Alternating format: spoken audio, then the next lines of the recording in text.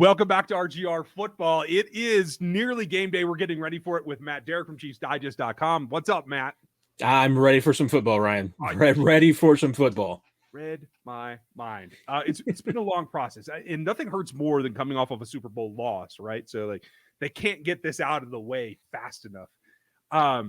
Lots of little bits and pieces here, but I want to start with you. Just reading the guys that you get to see every day and the guys that you do get to talk to. Who do you think's most eager to get out there this particular first preseason game? Ooh, that's a great question. I mean, I'm going to have to probably go with the rookie class across the board. And probably of all of them, Trey Smith. Yeah. I mean, I think that cat wants to get out there and just show 31 other NFL teams that they had no idea what they were thinking.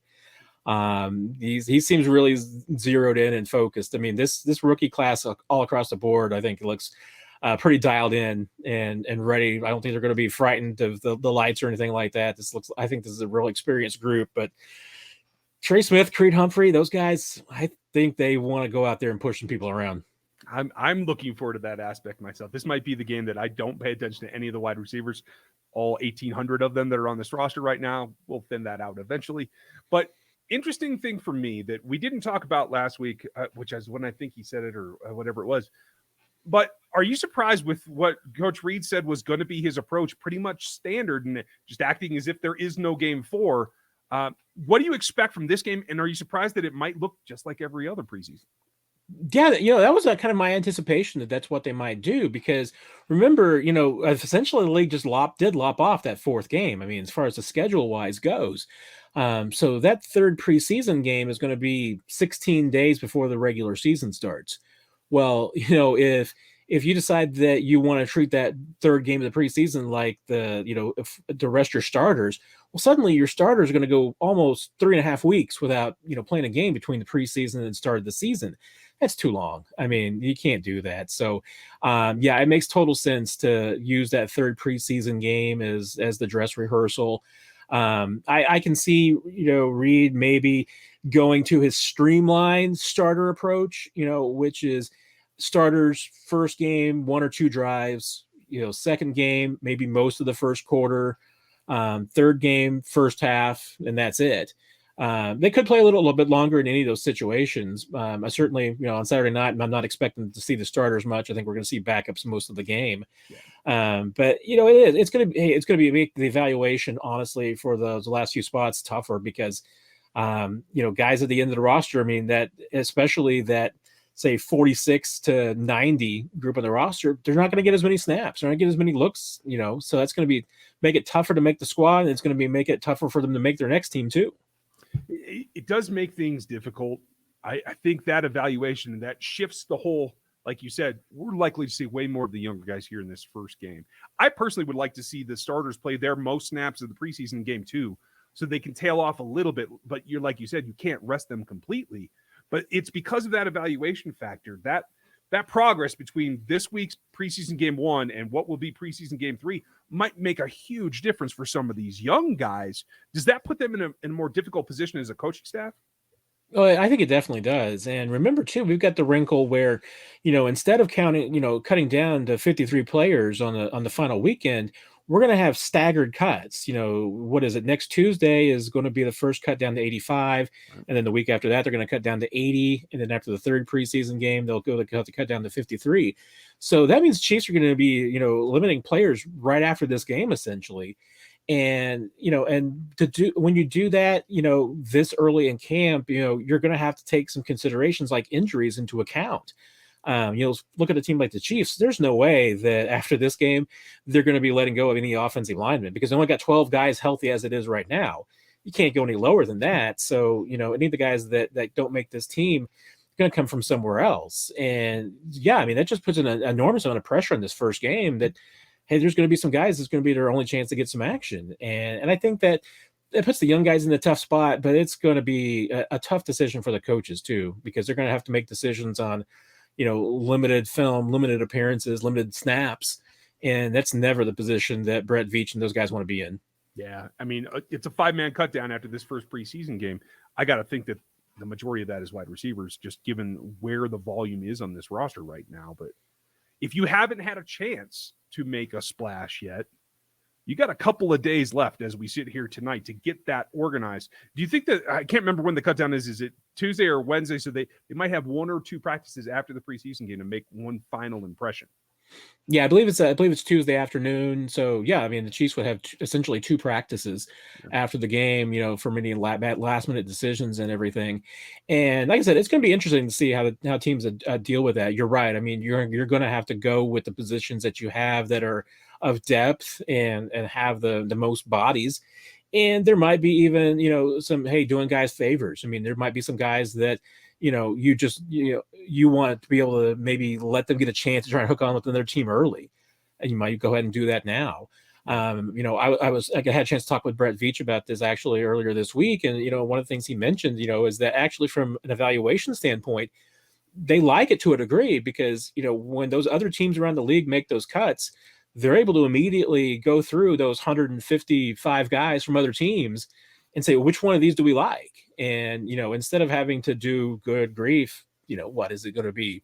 1,200 players over that final weekend, they're able to do a little bit of their work in advance and everything. So there's some trade-offs all across the board for everybody. But I mean, it boils down to it's fewer chances for younger players. And that's the only thing I don't like about it. But, I obviously we'll work our way through it as teams always do. Forgive me if I'm not shocked that Brett Veach prefers a little bit more time to dig through the discard pile. That's not anywhere surprising. Not a surprise at all. No, any chance to go through some film and evaluate players, Brett Veach is going to do that. And Brett, if you need help about the athleticism side, I can help you out there. Just give me a call. I'm going to be there on Cut Down Day, folks, so I'll have more for you. And I want to go back because we had a conversation on Locked On Chiefs earlier in the week, folks. You can go watch it on that YouTube channel as well. But a couple of things that stood out to me in terms of who are these guys that need to make an impression.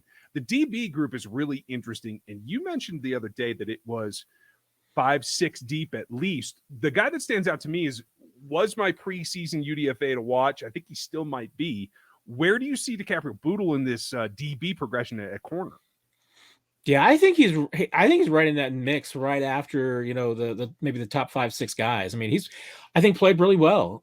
He showed some really good ball skills and some anticipation. I know he's had at least 1 or 2 turnovers here and there. I mean, and I think you've seen him move. He's definitely moved up the depth chart a little bit. Definitely getting some work with the number 2 defense. Yeah, I mean, I think he's put himself in that spot. I mean, I think would be tough for him to crack to 53 at this point. I'd probably put him either at the very bottom of the bubble or at the top of the long shot group. But is he a practice squad candidate? Absolutely. I mean, I think that guy's definitely put him in that position. Okay, that's good to know. On the other side, knowing that we're talking preseason game number 1, is there a wide receiver that can jump themselves into the conversation for that 6th wideout spot with Marcus Kemp, who I pretty much have penned in there? It's in ink nearly. So, I mean, they got to do something serious to jump them, right? Yeah, and and there's a couple of guys in there. I mean, Antonio Callaway, we're not going to see. He's had the bone bruise, so he's not going to be in this game. But you look at that roster bubble for that last spot, and I'm of the thinking that the Chiefs are going to keep 6 receivers. Cornell Powell's going to be one of those guys. I'm just not sure that he's ready for that full-time load, which probably makes keeping a 6th guy pretty critical. Marcus Kemp is absolutely probably at the head of the group in that mix right now. Gary Dieter is always in that mix. He's been right there as well. Kemp probably having the advantage because of special teams. The 2 other guys to keep an eye on Saturday night is going to be in the return game. It's Darius Shepard. If that kid from Blue Springs is able to show that he can be a returner, that's going to go a long way towards boosting his spot. I don't think that he can make the team solely on that. I mean, even Dave Tobes told us this kid, if he does it, it's going to be as a returner. But Chiefs are going to give him a lot of chances. He on the punt team has really just been sharing a lot of the workload with McCole Hardman. Mike Hughes has been getting in there too. But Shepard really needs to prove that he can return kicks if he's going to do it. The other guy to watch is, a guy who's become a darling for me, Reese Fountain. This is the guy that the Chiefs personnel group he's been the ones who impressed him the most of any of the newcomers, especially in that receiver group. Just seems to make him plays all over the place. And this is a guy, Northern Iowa. He's kicked around for a couple of years. He was with Indianapolis for a little bit, which probably explains a little bit of the fit in Kansas City. But he's been really impressive, really smooth. Routes have been crisp, catching just almost everything that comes his way. He's been sneaking up the depth chart. So those two guys, Shepard and Fountain, either one of those have big nights on Saturday, that could go a long way towards helping them in that wide receiver battle. Okay.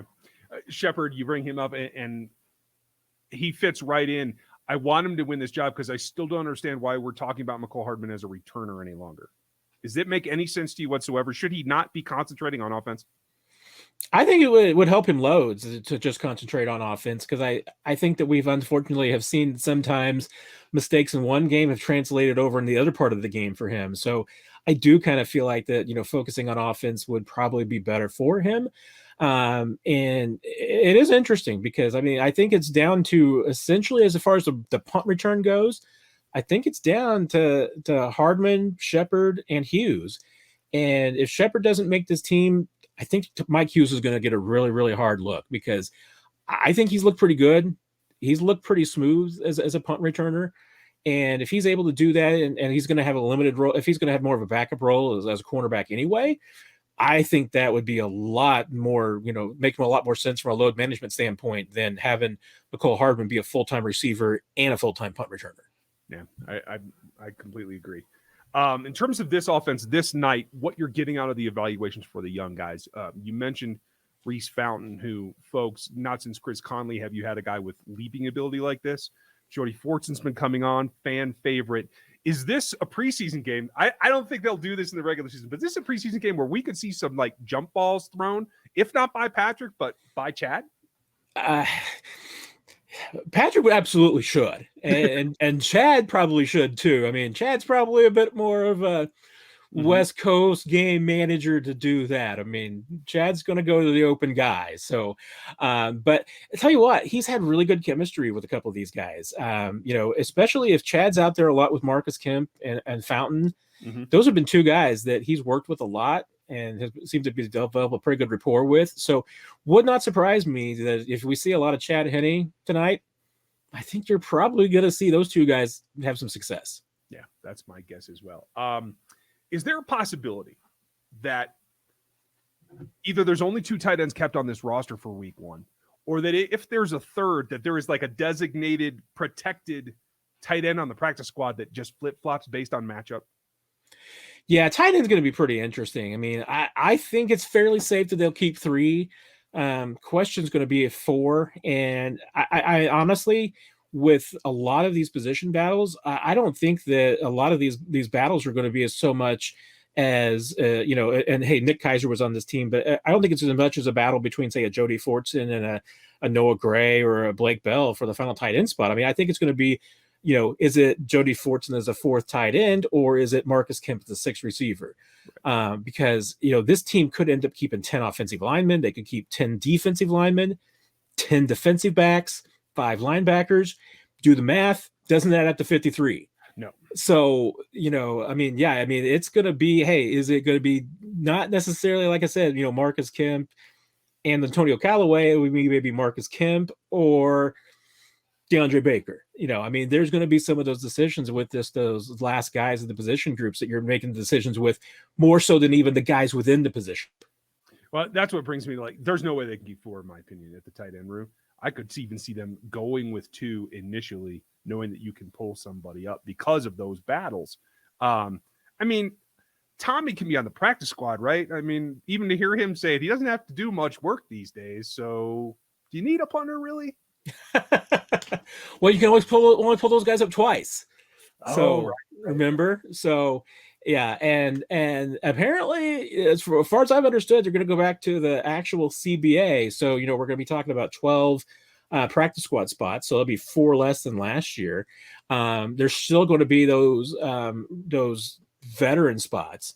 So you can have guys with unlimited experience on the practice squad.